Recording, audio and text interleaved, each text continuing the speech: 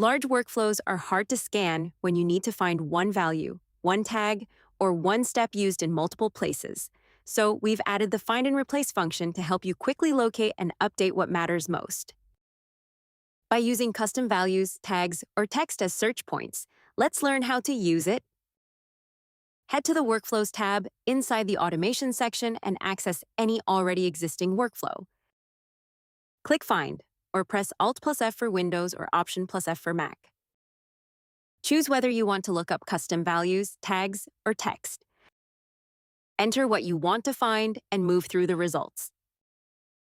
This feature makes it easy to find specific actions, allowing you to add, edit, remove actions, and replace custom values or tags with your desired value, helping you manage your builds efficiently with minimal space for confusion.